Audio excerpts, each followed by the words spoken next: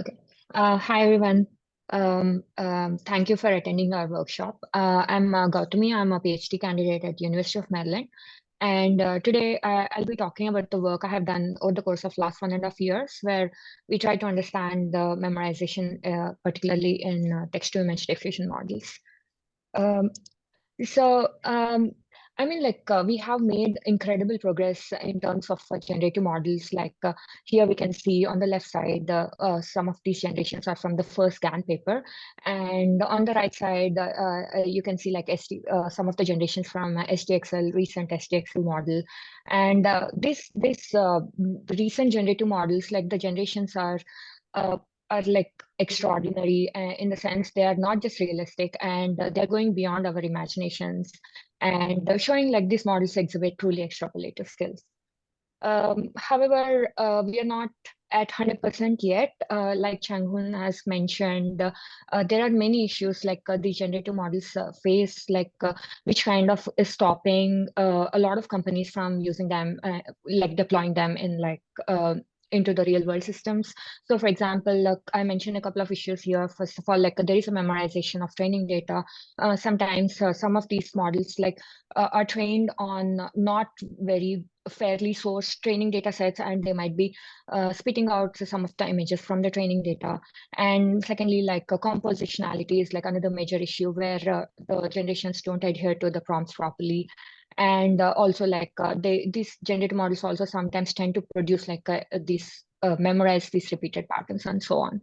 However, memorization especially is extremely problematic because if you any of you are on Twitter, that's what literally half the Twitter is talking about. Like last couple of weeks, where OpenAI is being sued by New York Times, and similarly, Midjourney is producing some of these generations. For example, I show on the right side of the slide. This is a tweet from like a couple of days back, where some of these people were talking about how uh, how, some of these generations are extremely closer to some of the original images, and these models are trained on these movie images from movies, which they might or might not have actually rights to train on. Um, yeah, it's like a very hot topic right now, and so, like I mentioned, over the course of last year, we have studied this problem extensively, and I have published like a couple of papers, one at the CPR and another one at Murex. So in the first paper, basically we were trying to understand like whether diffusion models even memorize training data, and this literally came out at the beginning of last year, and it's not like a common knowledge that diffusion models do and can memorize training data, and so yeah, we were one of the first ones to tackle this issue. And in the second nearest paper, we mostly try to understand why this memorization happens and what are few ways to mitigate it. Okay, so let's start from the beginning. Let me define like what I mean by replication, because I mean memorization or replication. So, for example, let's say like on the left side we have this query image, and then I show you this dog image on the right side, and more or less like everybody in the room or most people wouldn't call these two as replications. What about these images? So some of you might think like they're replications because uh, this this image is perhaps like cropped from the query image, or this image might be pasted, like you kind of took this original query image and pasted it on some background. So it's not like a very it's a subjective thing, what some people perceive some of these things, whether they are replications or not. Uh, and then when we move on to when we add these two images, however, most of you in the room would say yes, they are replications from the original image. So vaguely, when you go from left to right, you can consider left side as both perceptual as semantic matches to the original query image, on while as you move more and more to the right, these images tend to be more and more semantically similar, not perceptually similar. So in our paper, we kind of consider this highlighted zone as replications to the original image. So these images basically like the matches don't have to be like stringently pixel perfect matches. So, however, so as long as some matches from the original image match with some images in the in our search database, like we kind of tend to consider them as replications. So for the rest of the talk, this is the assumption I'm going to work with, like where there is we consider generated image has some replicated content if it contains either an object, either the foreground or the background, which appears like identically in one of the training data images, like except like neglecting for minor variations like data augmentations or rotations and so on.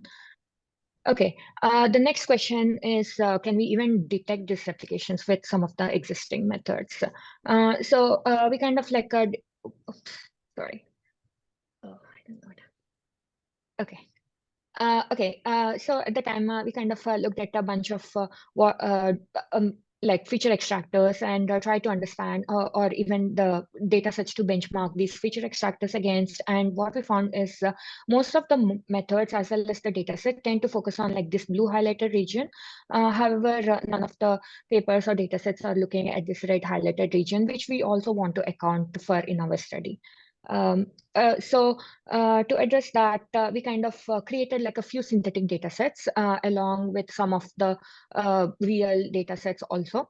So some of the synthetic data sets look like this. For example, like let's take this ground truth cat image, and we took the cat and copy pasted it on like some random background. Like I think this image is from Coco.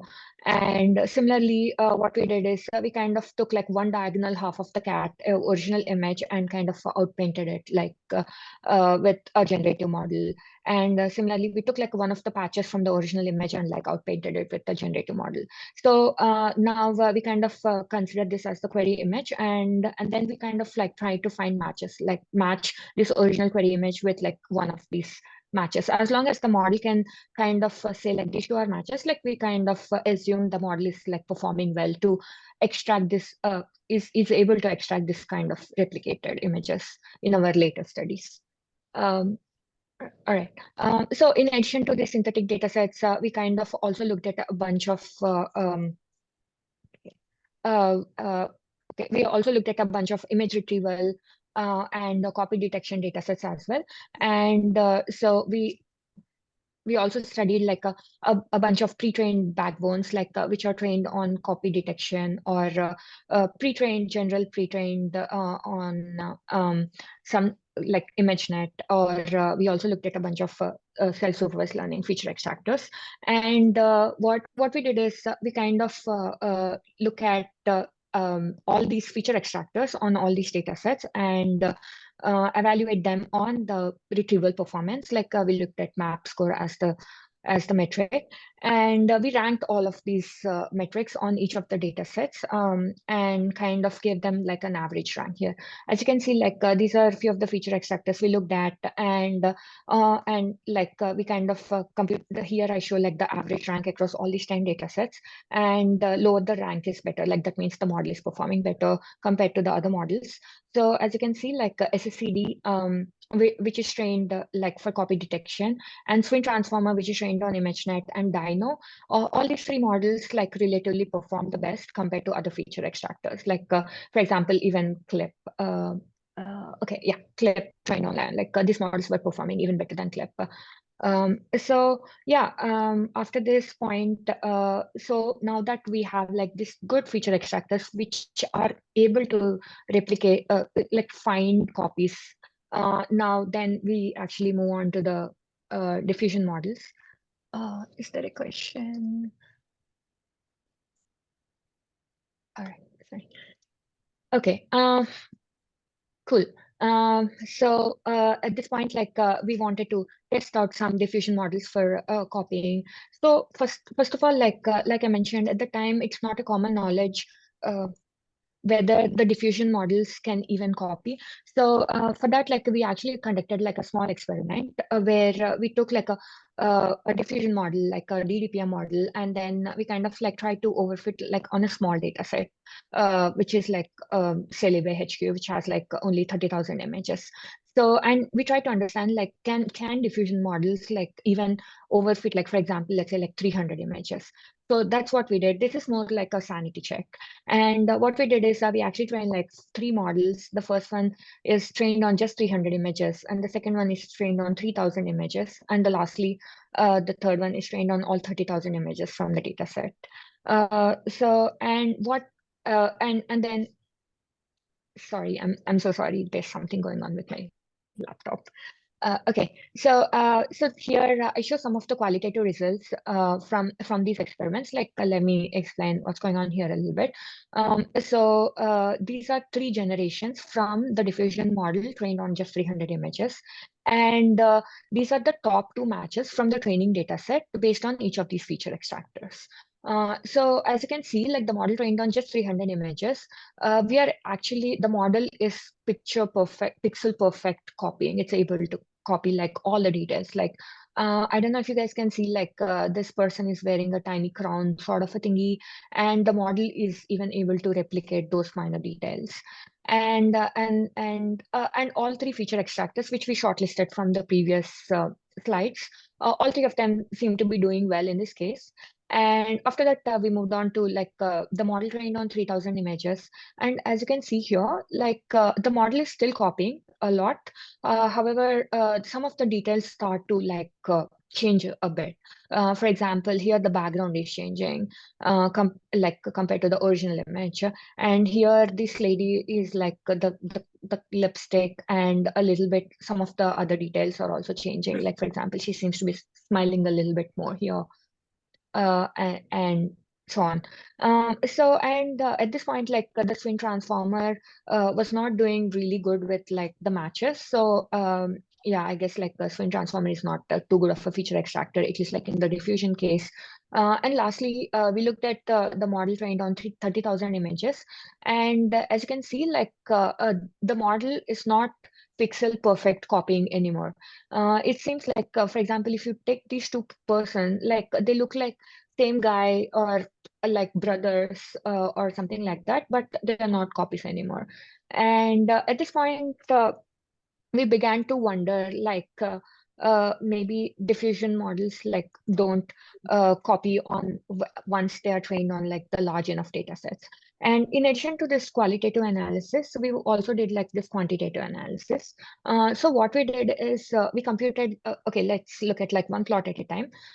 So what we did is, so we have these trained models, and then we kind of generated like 10,000 images from these trained models. And what we did is for each generation, we kind of compare like similarity with respect to all the training examples, and take the top one similarity score. And how we compute similarity is we have this SSCD feature extractor, and these just take the dot product similarity between these features and scale it between 0 and 1. So we take like top one similarity of each generated image with respect to all the training examples. And so this kind of gives us like a distribution of scores. Here that's what I'm showing. Like this gray plot shows like how similar the generated images are with respect to the training data. Just as the baseline, we also try to wanted to understand like how similar the training data is with itself. Like, so that is what this green plot is. As you can, so as you go from left to right, like we have these models trained on 300 points, 3,000 points, and 30,000 points. And this mass of similarity scores starts shifting to the center. So what this says is like as you kind of train these models on like more and more training examples, like the similarity scores are kind of dropping. And as we have qualitatively observed, like that we did not find any pixel perfect copies in this 30,000, the model trained on 30,000 images. Any questions here? This is kind of like an important, like the similarity score distribution is important for the rest of the talk.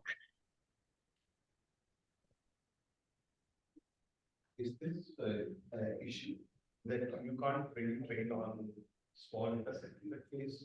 Does it apply to fine tune? Let me see if Gowthami, can you hear the question?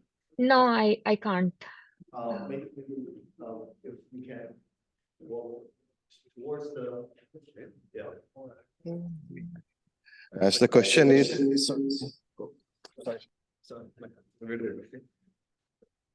so the question is, we can't really train on 300 points in that sense, or does this also apply to the fine tuning? So in this experiment, we kind of looked at training from scratch, and it doesn't mean like we cannot train. It just means the model kind of have enough capacity to memorize all these images. It does not generalize like too well. Like it's not capable of creating like newer images. So I mean, think of it this way: like each image, we are trying to model each of images as a mode, and there's like so much of probability concentrated around these only 300 images that like you will never sample like outside of these 300 points. That's what is more likely happening here. Does that make sense? Yeah. Okay. Okay, cool. Any other questions? All right, let's move on then. Okay. So, at this point, we began to wonder, like, in fact, like, for the interest of time, I'm not showing this one more experiment where we, in fact, looked at like class conditional latent diffusion model, which is trained on ImageNet as well, and we did not find any latent copying in that experiment as well.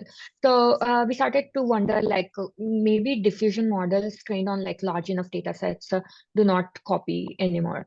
And as a last stop at that point, we kind of started evaluating Stable Diffusion v'1.4, which was the latest model at that time.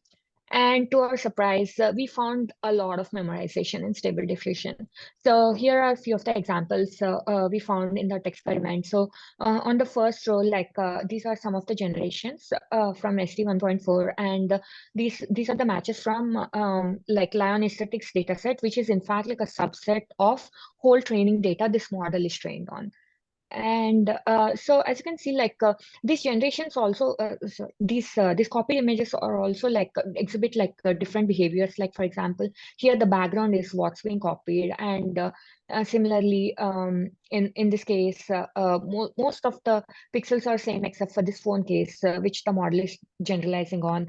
And also, like if you I mean, these two images in fact look like they're exact copies of each other. However, on closer examination, they are not exact copies too. For example, the weapons are changing here, or in this case, like the model introduced like some additional features like stars and so on. So it is not exact copies. However, like they're close enough to call them as some sort of copying or replication behavior. Okay, so it's not just like the exact content copying. We also found some sort of a style copying as well. As you go from left to right, here the model is copying both content as well as the style of the artist. And these are like sort of more famous artists like Van Gogh and so on. However, as you go from left to right, you see like more or less the model is kind of picking up on the style, not exactly the content. Okay, let's go back to the experiment. So here, I mean, like aside from the qualitative results, we also wanted to quantify. Can we kind of give a number to like how much of replication behavior is there in this Stable Diffusion 1.4 model? So for that, what we did is we kind of sampled randomly 10,000 captions from Lion Aesthetics dataset, again, which is a subset of the whole training data. And we kind of use these captions to generate images. And we kind of match these generated 10,000 images against the Lion Aesthetics 6+ subset. This matching is exactly the same way we did with like Celibae experiment. We used the SSCD feature extractor and computed the features and then did the dot product similarity and take the top one dot similarity. And what we found is in this 10,000 generations, around 1.88% of the images are sort of potential copies. This is around like 200 images. However, like it is not like it's a very small number, but it's not like too small that we can trivially dismiss it. So let me just give a sense on like, let's try to understand like how good this number is. So one theory we can say like, okay, is it a lower bound? Because like we are not even searching across like the whole training data set. We are literally looking at like a very small subset of the whole training data the model is trained on. And for example, this is one case which we have missed to find. So this is the generated image of the screen painting, and this is the closest match we found in aesthetics data set. However, if you dig deeper and look at like a broader subset of the training, and like this image does exist in the training time. However, we were not able to find it. So yeah, we can say like maybe it's a lower bound. However, we only analyze like a small fraction of the captions, and maybe if we start analyzing like more and more, like instead of 10,000, like maybe if we analyze like a million captions, like maybe this number could potentially go down. However, and another side, we can think of it like, is it an upper bound? Because we are sampling the captions from the training data, right? Like we sampled these 10,000 captions from aesthetic subset. Uh, just want to show like a few examples, interesting examples, like in the sense like there are some of these generations where in this case, like this is the caption used for generation, some hill country castle by R. Angel, and the closest match we found has a caption called some Ben Hogan portrait, etc., etc. So if you look closely, these two captions have absolutely not even a single word match. So that means like even if you don't sample the caption from the training data, like it is quite possible that model can spit out an image even if you are not sampling the caption from the training data. And then there is this also this example where the generation is created using New Orleans House Galaxy case, and the closest match is iPhone cover Viking, etc., etc.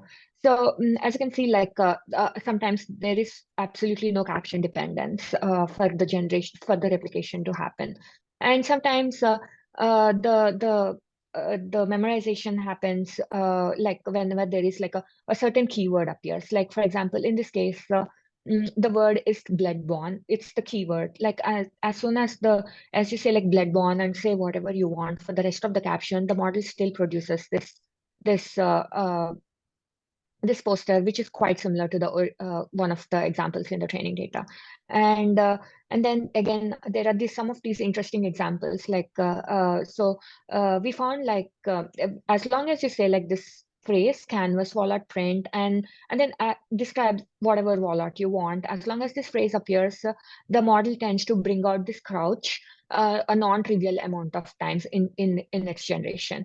So this kind of shows like you don't I mean like we got like 1.88%, and like because we are sampling from the training data captions, it doesn't have to be the case. Like even if we don't sample from the training data, even if like a real human is kind of writing these captions, it is quite possible like we can see like this level of replication there. So on top of it, we kind of conducted this additional experiment where we have taken the captions from this database, this data set called Diffusion DB, where they have collected a lot of real world where users are generating these captions. So where they have scraped off multiple Discord servers from like Stable Diffusion and Midjourney and so on. And here also we can see like, the first row shows like the generated image, and the second row shows like the lion, the match, closest match in the lion training data set. And as you can see here also like a lot of replications happening. For example, this astronaut image is in fact like it belongs to Getty Images, and I think like it's also part of the lawsuit and so on. So yeah, at this point, like hopefully I convinced you that memorization could be a real problem in these diffusion generative models. And so by the time like the first paper came out, like the most common hypothesis people had is why this phenomena is happening is mainly because of the training data duplication. However, like based on like few of these qualitative examples we have looked at in this, like for example, some of these which I have shown just now, we hypothesized that text conditioning also could be like an important factor, and we wanted to actually study these two factors in isolation and together in a small control setting. So that brings me to the next paper. So I just want to take a moment here and want to see like, do any of you have any questions maybe before we move on to the next paper?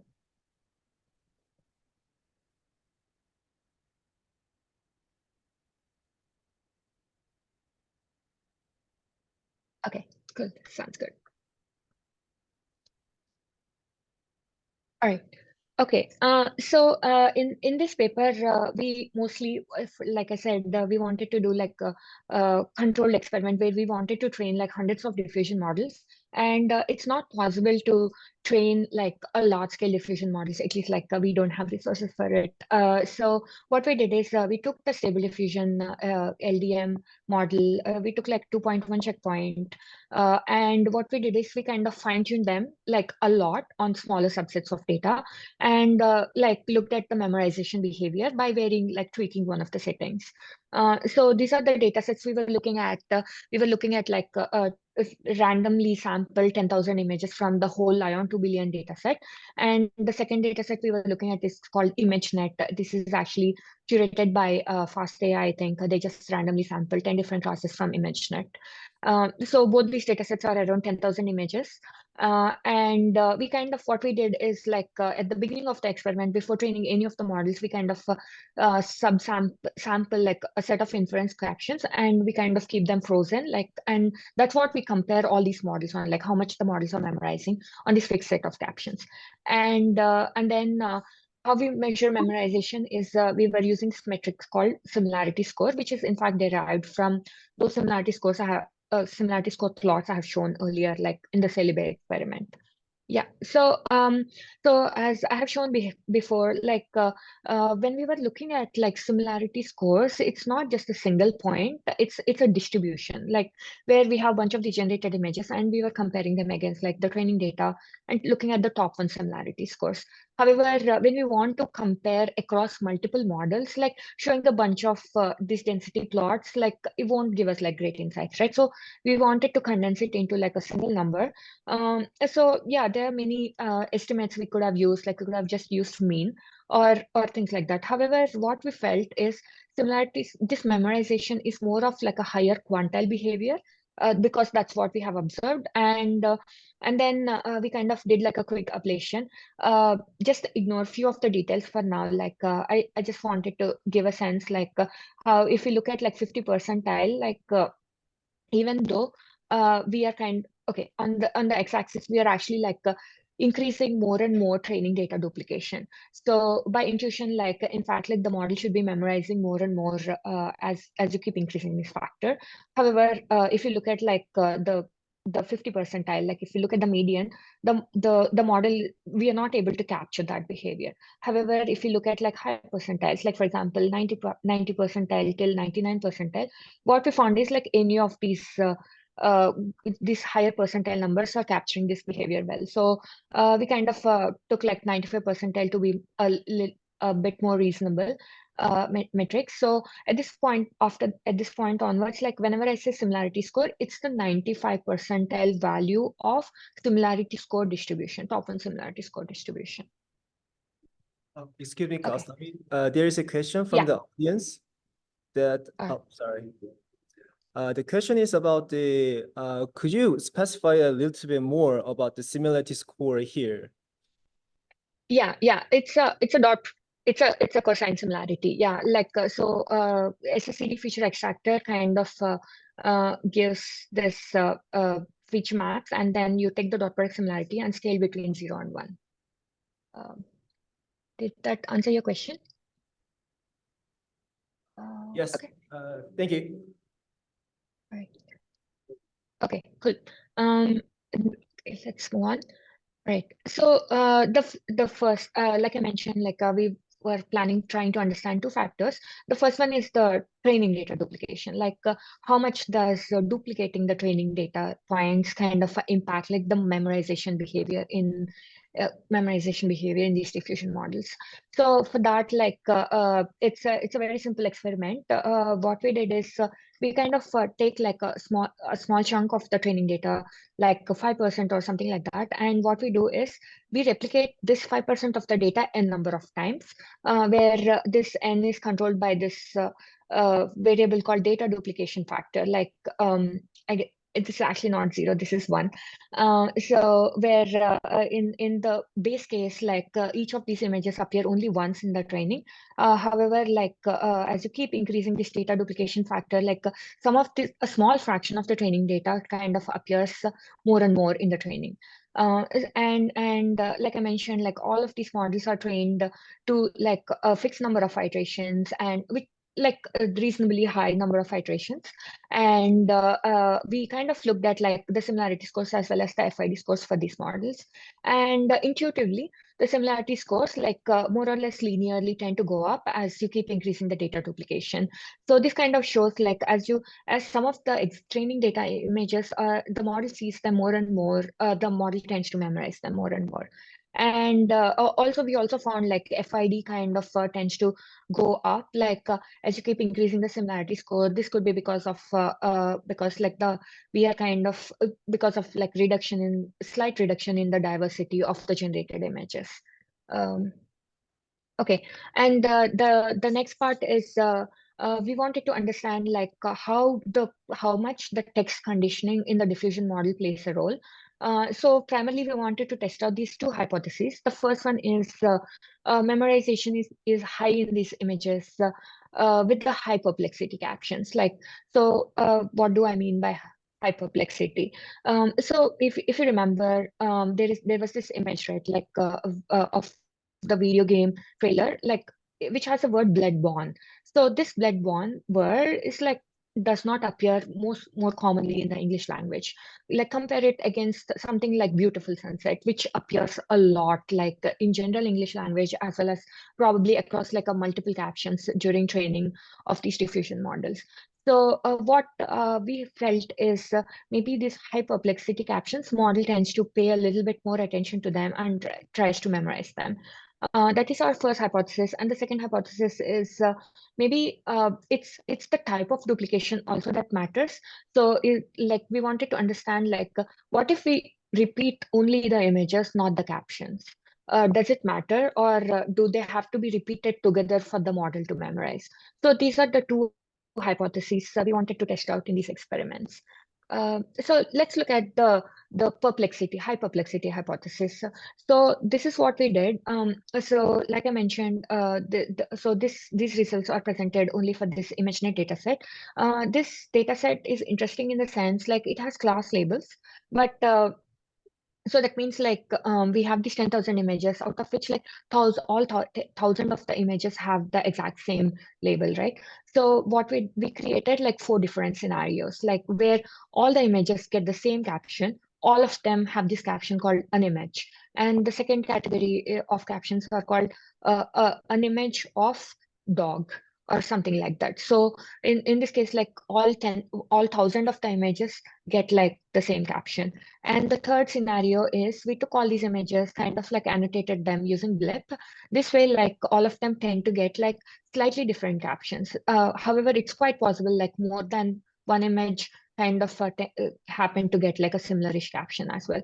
And lastly, what we did is all the images get assigned like extremely random captions. Like, so what we do is randomly sample different tokens from the clip tokenizer, and we just kind of assign it as like a caption to these images. So as you can see, like as we are going from fixed caption to the random caption, the perplexity of these captions kind of is increasing. So here we look at 2 cases, like where the first case is the text encoder is not trained, like where when we are training the diffusion model, like we freeze like the clip text encoder, and the second case where we are kind of training the text encoder also along with the unit and so on. So according to our hypothesis, like as you keep increasing the perplexity of the captions, like the memorization behavior should go up, right? So our hypothesis kind of is holding, like as long as we are going till the blip captions. However, like the hypothesis is not holding for like the random caption case, because even though it has like the highest perplexity, However, this hypothesis is holding fairly well as long as we are training the text encoder as well. And what we believe is happening here is, in fact, these random captions are so out of distribution for the clip text encoder if it's frozen that the model is not able to capture or even understand. That's why probably it's not generating the image as well, and so on. That could be the reason why this hypothesis is not holding. However, it's holding fairly well when the text encoder is trained. So this kind of shows like a little bit of evidence in this small experiment we did, like that the perplexity of the captions do indeed matter, that the models kind of tend to remember images which has high perplexity captions. Any questions here? Okay. All right, and now this brings me to like the second part of the second hypothesis of text conditioning, where we wanted to understand whether the style of training data duplication matters. So here I present two cases. The first one is where we are kind of duplicating only the images, and the second case where we are duplicating both image and caption pairs together. So the first case, like the image plus caption pairs duplication, is like very simple.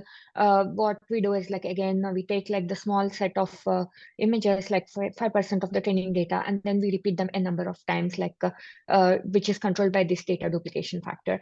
However, the image duplication case like presents like an interesting challenge, that like we want to duplicate only the images.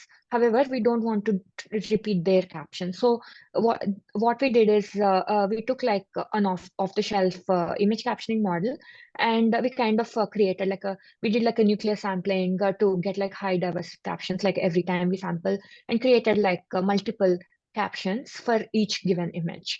So so when each of these images are repeated in the training, however, their captions are not repeating with them. So this way, like the captions are not duplicated, however, only the images are duplicated. And in this plot, we kind of, again, it's similar to the previous plots. On the x-axis, we are increasing the duplication, and on the y-axis, we are looking at the memorization in these models. And surprisingly, when it's just only the image duplication, the model does not memorize these images anymore. However, as you keep increasing, when we are duplicating both image and caption pairs together, the model kind of like tend to memorize them as we keep increasing the data duplication factor. So this is like the most interesting result, one of the very important results from our paper, I would say. And so yeah, it turns out the if as long as you kind of create like a new caption and associate with your images, like even if the images are repeated multiple times, you can still get away with model not memorizing the training data. All right. So we also actually looked at some of the how like whether image complexity plays a role for the model to memorize them, because what we observed is even in the models without any sort of training data duplication, the model, however, tend to memorize like a very small fraction of the training data. And when we looked at those images closely, they kind of tend to be like this simplistic looking images where most of the pixels are kind of white, or most of the pixels are kind of coming from like one or two simple colors and so on. So this is what we did. We kind of looked at two metrics. First one is the entropy within the distribution of pixel intensities in an image. And the second one is the JPEG compressibility at quality 90, which kind of measures like the size of the images after compression. And we kind of split these images, these generated images into like two buckets. We took like the lowest the 5 percentile of the images with lowest top one similarity scores, and the images with the highest top one similarity scores. And then when we plotted these two distributions, as you can clearly see, these images with least complexity tend to have uh, like the model tends to memorize them a little bit more in both of these metrics. Um, okay, So that kind of concluded our analysis on trying to understand why these models kind of memorize. So we have looked at training data duplication. We have looked at the effect of text conditioning on the memorization, and we also looked at how the image complexity can also play a role in models memorizing some of these images. So that brings to the second part, where we kind of try to we kind of looked at a few strategies to mitigate these memorization behaviors. So first of all, most of our mitigation strategies we propose are kind of text-based interventions. So either they can happen directly within the text itself, or you kind of embed it into text embedding and then do some sort of augmentations there and so on. And we also looked at a few training time mitigation strategies, as well as inference time mitigation strategies, where you already have a trained diffusion model, and then you want to make sure the model does not produce some of the images from the training data. So here I kind of mentioned a few of the strategies, for example, for the training time, instead of training each image with a single caption, maybe associate it with a few different captions. For example, maybe you can use a off-the-shelf image captioning model, or you can use a rephrasing model to rephrase your existing caption, so that a little bit more diversity. Or the second thing is a little bit more naive approach, where instead of during the training time, take your caption and sometimes randomly a small percentage of the time replace the caption with a random sequence of the tokens. That might also kind of act like some sort of regularization strategy for the models to not memorize. And for the inference time, we looked at a few approaches. For example, we can add a little bit of noise to the text embedding that kind of pushes it slightly away from this highly focused modes. And also we also found adding random numbers or a few random words to the captions kind of tends to push it away, make the model not produce this memorized image anymore. Okay, so I'm showing few qualitative examples from some of the mitigation strategies we have tried. So this one is a train time strategy where, like I mentioned, each image is not trained with a single caption, but it's trained with the multiple captions. And so so the first row is the training example, and the second row is the mod generation from a model which is trained in a normal fashion. And as you can see, the model kind of is able to memorize these images pretty well. Other than few minor details, they're more or less copies. However, when we train the model with the mitigation strategy, as you can see, the model kind of do not memorize these images anymore. And in fact, even they're quite semantically similar. However, they're not exact copies.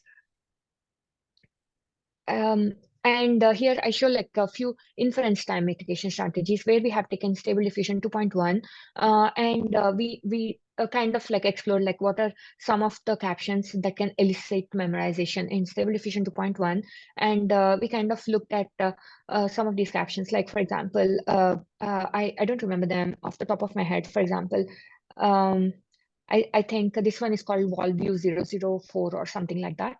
And as you can see, as soon as we put in this caption, the model just memorizes and brings out this couch.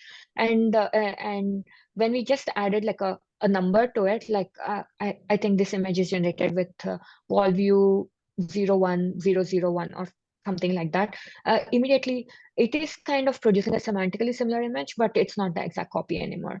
So yeah, as you can see, even by just introducing a random word or single random token in the in your caption could completely push it away from the original memorization behavior.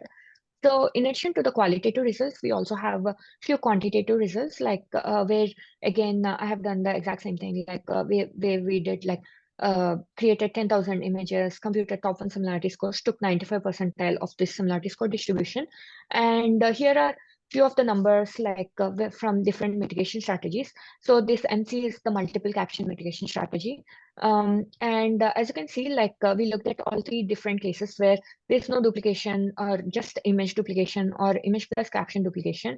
And these are the numbers where without any mitigation strategy, and and these are indicate like how much the model is memorizing, and we want this number to be as low as possible. And with the multiple caption mitigation strategy, these numbers are kind of like going down by a lot. And one interesting observation is, in fact, the models trained with this multiple caption mitigation strategy also exhibited lower FID scores, which kind of show in fact, these are better generative models compared to like the models trained with like a single caption. Yeah.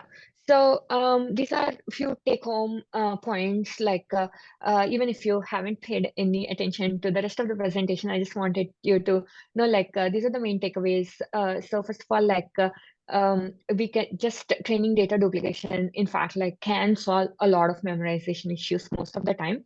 And then this, instead of training with one caption, training with like multiple captions, reduced memorization by a lot. And like I mentioned, it in fact reduced FID scores as well. So it kind of says in fact, you can train better generative models by training each in just by associating a single image with multiple diverse captions.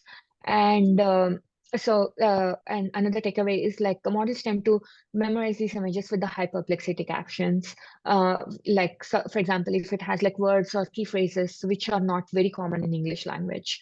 And lastly, SSCD model, which we used for computing, literally the whole second paper is purely based on SSCD and feature extractor. And it's a really good feature extractor compared to CLIP, which one of the contemporary papers like Google has used it. And however, SSCD seems to be a better model to find exact, to do the copy detection, since it is able to capture the partial copying as well. So that concludes my presentation. Thank you so much. And I would like to thank my collaborators who helped me out kind of took part with this research. And you can check out the papers on my website. And yeah, if you have any questions, feel free to reach out to me either offline, email or Twitter. Yeah, thank you.